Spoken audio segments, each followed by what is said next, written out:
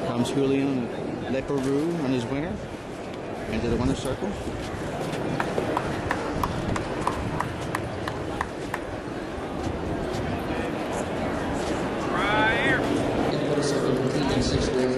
Starts when the news I am leaving today. They're leaving. They're leaving. I want to be a part of it. New York, New York.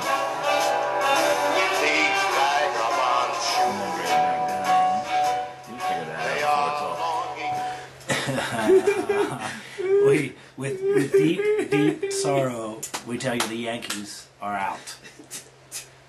It's our moment with God. It's our talk of sexy. This is opening day. Everything. This is opening day. God, please let the Yankees get out of the playoffs. It's the opening day for everybody that's not a Yankees fan. So. Exactly. This is the best day in sports for baseball fans if you're not a Yankees fan. Tell you what, Congratulations. Since I'm so Detroit Tigers. I can barely talk. Why don't you tell me what we're going to talk about today? And where we've been? MLB's today. We've got MLB's hot and heavy. And we're going to be watching the Cardinals. Well, we'll talk about that. We're going to talk about that. The NFL, we've got a game tonight. We do. Somebody is unhappy and wants out of where they're playing. A lot of people unhappy. There's a bet of the week. We're 5 out of 6. We're looking to go 6 out of 7. Somebody joined us today. Somebody joined. And he was thrashing people afterwards. Somebody was tough. College football. Yeah. We got some college football, college basketball. We got rankings, college basketball. And we've got NASCAR's actually getting good, so we're going to talk a little bit about that. But we must talk about the game that just happened in front of us, buddy. We just watched Prince Fielder, the vegetarian. We watched him catch the... vegetarian. He's a big man. If that's what vegetarianism is, gets you. The big eggplant. Wow.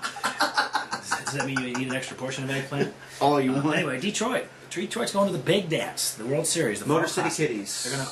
Best case scenario, they got three games at home though, because National League's got home field advantage thanks to the Giants, or the Giants players anyway. Yes. So we got game 4 actually tonight.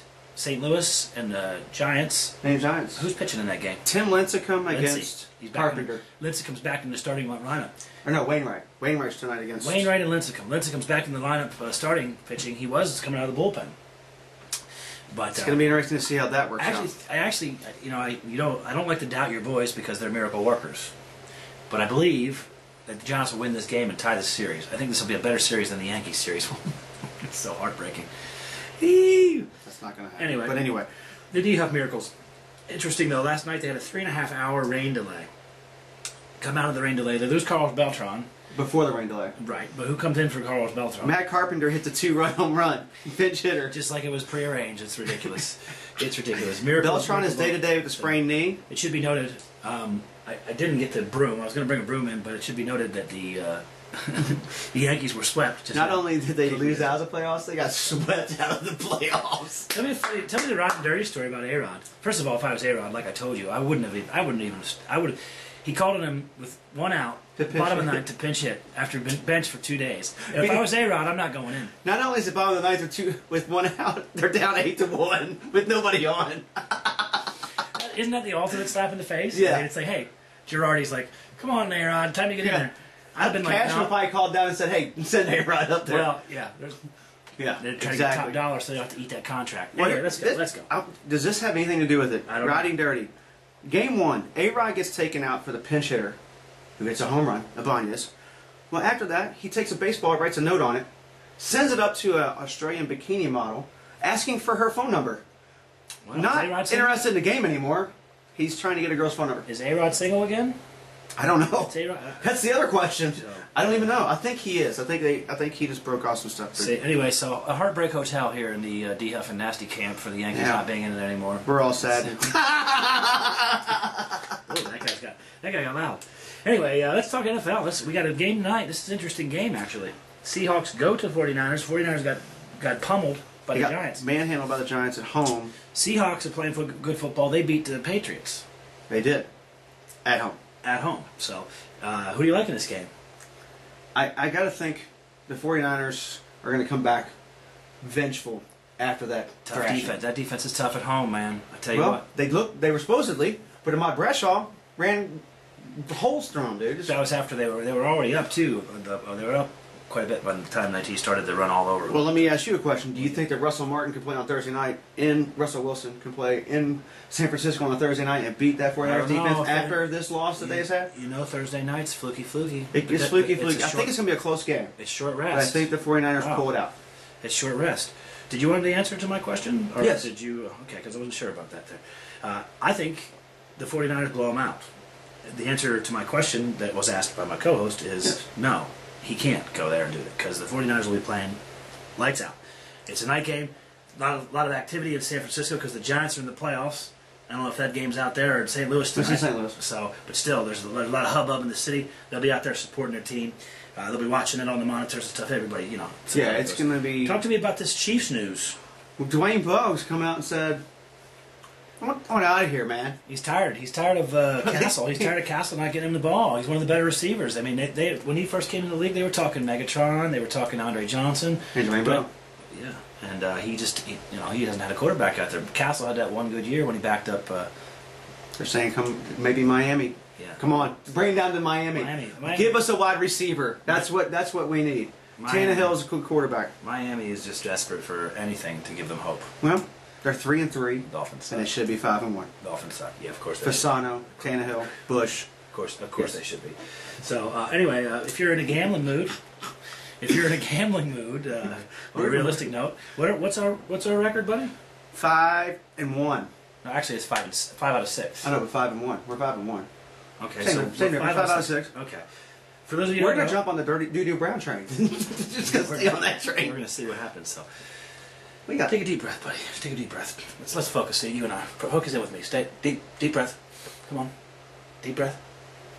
There it is. All right. So we got our bet of the week this week. We're trying to go 6 out of 7, which is unheard of. In other words, if you're not paying attention, then don't pay attention. You hear what I'm saying? I said it again. I'll say it this time again. Shh. Over Cleveland at Indy. 45.5. We're not going to tell you how we come up with it. We're taking the over. It's that simple. Taking the over. And we were just out of Keeneland playing again today. We're going to be out there tomorrow. By the time you see this, tomorrow, maybe, today. I don't know. We'll see. But we just talked to the leading rider right after a turf win he had out there today.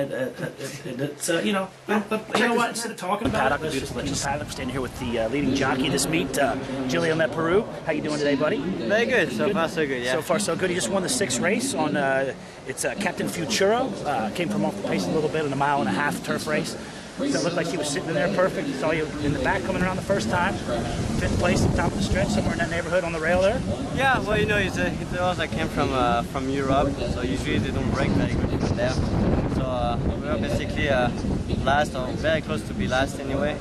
And I could sneak in the rail, you know, on the backside and make up ground and get him out in the straight. Like you say, I was like 5th or 6th coming to the quarter pole, and he finished up strong after that. Yeah. I saw you go get him outside. Once you got outside, he switched, boom, off he went, right? Yeah, you know, he's a nice horse. He wanted good, so that's what it. So we got 6 days left, I think, in the meet, and you got a little lead in the jockey standing. So we're going to hopefully be influential when you win the fall meet here. So you're going to ride at Churchill, or are you going to do back and forth this year? No, I'm actually changing, you know, because of my personal life. I'm going to be leaving Kentucky and going to California. So I'll be riding You're getting married, aren't you? Yes. Ah, there you go. So congratulations on that too. Yeah, no, thank you. Yeah. So I will ride opening day at Churchill and then go to California for Breeders' Cup and stay there after that. All right. Well, nothing but best wishes for you. When you're finished with your day, my friend, tell me what you do when you unwind at the end of the day. I'll be watching the Diop and Nasty show. There you go. Nice to meet you, buddy. Congratulations. Thank you. Good luck out there in California. Breeders' Cup. Julien Leparoux. How about that? Have you seen his bride-to-be? I don't blame him. Very nice. That's what I'm saying. Well, after that interview, it's funny, he won the next 2 races after that. Which made 3 in a row. But, you know, the D-Huff and Nasty, if you ever are out there and we offer you an interview or we ask you to interview us, it's a good thing because our record's pretty good when we interview people. Even better yet, if you see us out there and we're talking to somebody, go bet that person. That's right. That's right. So we got college football talk. So the D-Huff college football section is rampant. So let's get into it. We've got some more top 25 games this week. Let's start from the bottom and work our way up. Okay, number 4 Kansas State. That's right. At number 13 West Virginia. Okay. West Virginia coming off that blowout at Texas Tech. Mountaineers are Kansas tough. State's undefeated. Man, Mountaineers tough at home, boy. Kansas State has a white quarterback that can run and throw the ball. A white quarterback? It's unheard of. How many of those do you find? Well, quite a few actually. It's like Tim Tebow. Tim Tebow, there's a rumor he might be doing some running back stuff. Or put him in the game at least. Jesus Christ. You're paying him all that money. Blasphemy, no good on the set. You traded for him and you're going to just sit there and not play the guy. Anyway, Really? I'll take West Virginia at home in this one. Taking West Virginia at home. You I'm taking with Kansas me? State. Okay, well, let's Take Kansas agree to disagree. I love Exactly. it. I love it. Number 17, Texas Tech, coming off of that big win. Yes. At number 23, TCU. I think they keep rolling. I think Texas Tech keeps rolling. I think they fall flat on their face. Okay, TCU. good. So we disagree on that one. Exactly. Excellent. Number 7, South Carolina. At number 2, perfect. exactly. Number 7, South Carolina, coming off the loss at LSU. Going to the newly anointed number 2, Florida Gators. Florida wins this one because South Carolina doesn't have their big weapons. The running back's out. Florida wins. at home anyway. They're playing Florida well. home. And then we talked to Tom Amoss earlier today, and he has some interest in this game. He's an LSU grad. We got number 6 LSU at number 18 Texas A&M. And after we talked to Tom Amoss, he's going with LSU in this one, and so am I. Thanks for that interview today, by the way, Tom. It's gonna be a tough game. It's Texas A&M at home, 12 man. We'll see. I'm gonna say LSU though, Yeah. but they're gonna have. That's gonna be a dogfight. All right, we got a few more things to get to today, buddy. What do we got? College basketball talk? Tell me. No, there's no out. Preseason.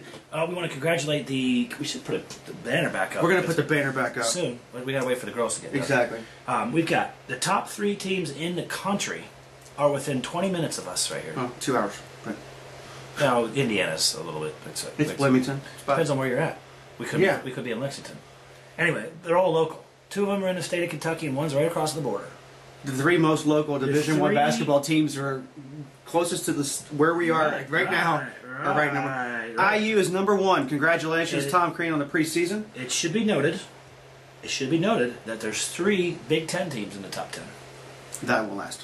I just said it should be noted. So, Rick Pitino gets his team to number 2 in the preseason. U of L UK Cardinals. goes to 3. U of L Cardinals. Congratulations to the Cardinals fans, the Hoosier fans, and the UK fans. Although I believe UK will be the best of those 3 at the end of the season. You know how I'm feeling that one, but you know. Kind of a given. Biased. And then his team, Oh, the by the way, Syracuse Orange, are number 9. That's right. I love it. I love Boeheim. And you know what's really exciting about tomorrow? We're bringing Dak out of Keeneland tomorrow. Tomorrow is Big Blue Day out of Keeneland. We're going to Big meet some Blue people. Just stay Day. tuned. We got a whole bunch of stuff for you. Jacob Tammy, That's right. Wesley Woodyard, Well, we'll see. No, I'm just saying who's going to be out there. That's right. Danny Trevathan. If you're a Big Blue fan, it's your day at Keeneland. And You should be out if you there. find this guy to be sexy, he'll be in all blue.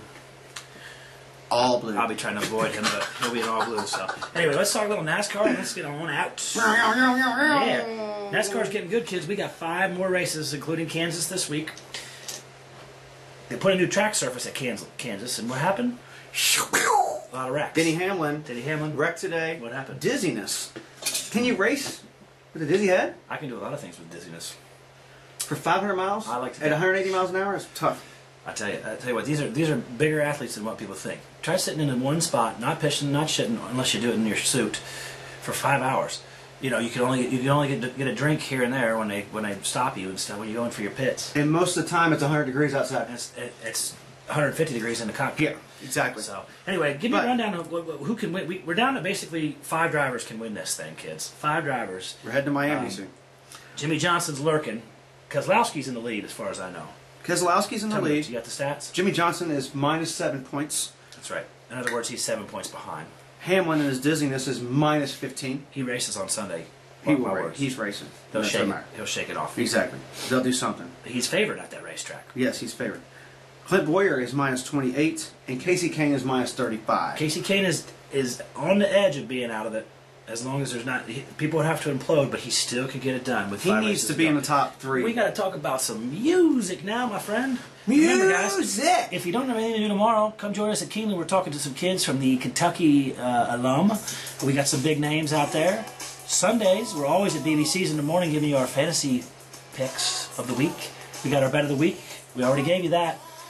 If you like good looking, you like saucy, you like spicy. Share it, like it, comment. You know what I mean? Subscribe on YouTube.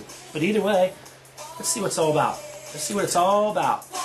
Come see us tomorrow. Diddly dee. Take it all the way up, baby. T-shirts are $7. Take it all the way up, baby. Yeah.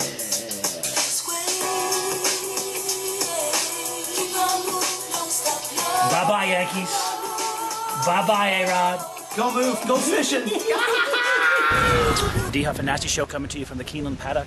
We're going for the 4th race here. This is the Julep Cup. It's a 7-furlong race for colts, 2-year-old colts.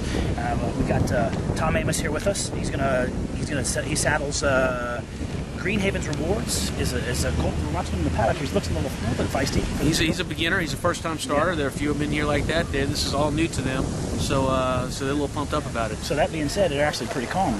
Yeah, absolutely. Think about it like getting ready for a football game. They're getting ready to go to the field, and they're excited to be on the playing field. Speaking of football, who's your team? LSU, all the way. I'm an LSU graduate. What about pro football? You're a Tigers Pro football, the Saints. My brother's a team doctor for the Saints. Bayou all the way. I love it. Yeah, Drew Brees. So anyway, for you and James here, you just won the last race. You got a little bit of a hot hand. He does. What's the ideal trip, you think, for this? Well, I think position-wise, somewhere within the first 5 or 6 lengths early, and hopefully a good finish. This race has a little length to it, so I think the winner's the one that shows some stamina. So, okay, good call. So we won't waste too much of your time. I got to go over here to the give James. Speaking of stamina, I like to watch the D-Huff and Nasty Show. Yeah, buddy. That's one of my favorites. We'll be out at Churchill this fall meet. You got some stuff going on there. I'm sure you're always a celebrity face in the Churchill scene. So are you guys. Yeah, it's an honor. All right, man. Thanks for your time.